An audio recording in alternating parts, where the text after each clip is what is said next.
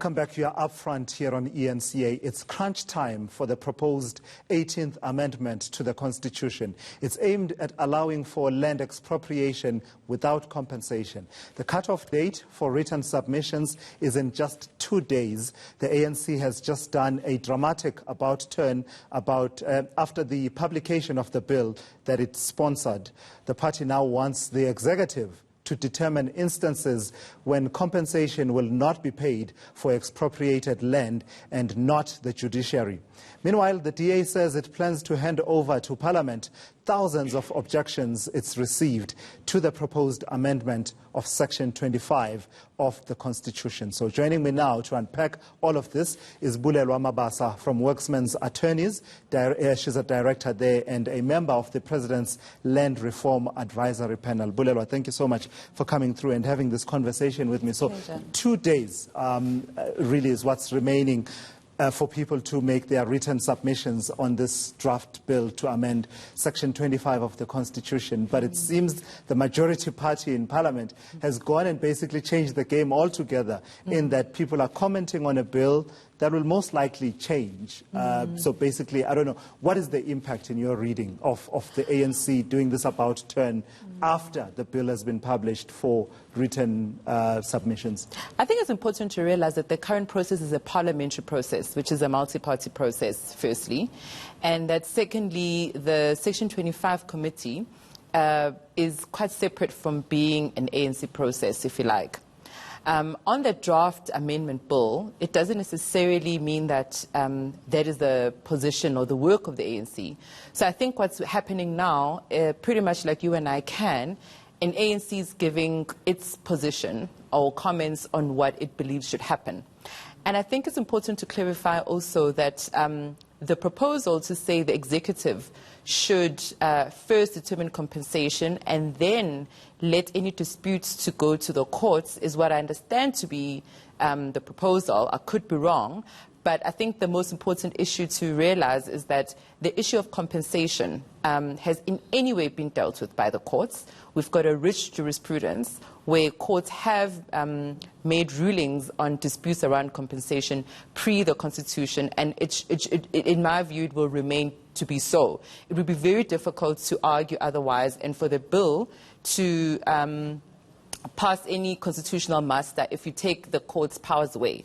But I think it's important to reiterate that the draft bill itself makes provision for the courts to be the final arbiters on the issue of compensation. Yeah, so it's sort of flipping it around because the draft bill made the courts almost the first point of reference. Absolutely. They will determine instances where no compensation will be paid, whereas now the ANC's preferred formulation is... Yeah, but it's important to realize that... Then the courts. Yes, it's important to realize that how expropriation works in practice, or that how it's envisaged to work in a constitutional forum, is that a notice of expropriation is received. That notice must have all the relevant details for the landowner, to determine even whether he or she or it is happy with the proposed amount, and then the issue gets discussed and mediated.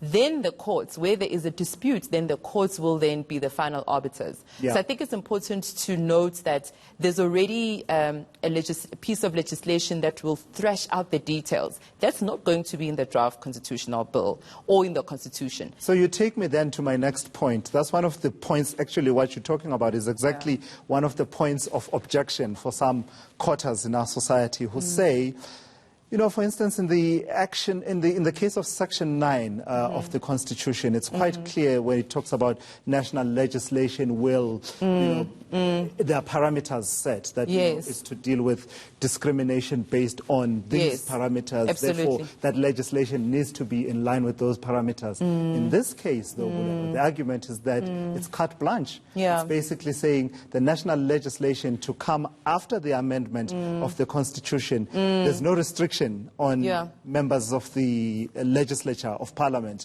to say, write your national legislation to fit in with this. Yes. Isn't that a problem? The beauty of a constitutional democracy is that even with the piece of legislation, before it gets passed, it goes through all the checks and balances, that anyone who feels aggrieved can take that piece of legislation to courts to challenge precisely the absence, if you like, of the necessary detail on the parameters that national legislation should look into. Yeah, because one of the iterations of that grievance is that it basically, in a way, would give them, members of parliament the right to write legislation that's not bound by, that has no constitutional bounds that are written and explicit. Yeah. Look, the Bill of Rights is built on fundamental values. There is equality, dignity, the rule of law, and so on. So because Section 25 forms part of the Bill of Rights, that's already an intrinsic check that any lawmaker should be satisfied that it exists. Yeah. Whether you're talking about the amendment or the national legislation, it's such that those values must be adhered to in whatever form that the amendment will end up looking like. Yeah. So I think that the most important point to make, though, is that it's still a long way before the bill gets passed. It still has to go through a process where 2/3 majority votes in terms of the wording of it. And as you know, it's a political play. Yeah. And whether or not, because you must remember, the mandate that was given to Parliament to amend Section 25 was given by Parliament itself. I think it was on the 23rd or 24th of February 2018. So what we see now is a culmination of that process. Where it's going to become interesting is exactly where we find ourselves now, where what wording must then be adopted. Yeah. And that's where you're going to see a lot of political play. I suspect that we're not going to see the harmonious choir that we saw when the mandate was given in February 2018, that there'll be a lot of political play, just in terms of how the wording finds itself. Because remember, the EFF position is that land must be nationalized. The ANC position is quite a different position, that says EWC must only happen in specific circumstances. Yeah. And those circumstances must be set out in legislation. So whether we're going to get the 2/3 majority remains to be seen. Right. Bulelwa, I'm completely out of time. I would have wanted to ask you, in fact, I think, let me risk it and ask you, the situation around the executive being the ones to determine instances where there's expropriation, almost having that power and control over expropriation. I'm told now that actually it's not anything that's untoward. Sort of, it already happens in terms of other legislation. Yeah, It? look, that's a separation of powers issue. The question should be, should the courts be the ones to determine which land is suitable for land reform? Should the courts be the ones that end up running with the administration that is in the hands of the executive? And if so, and that's because that's not what the separation of powers in South Africa envisages.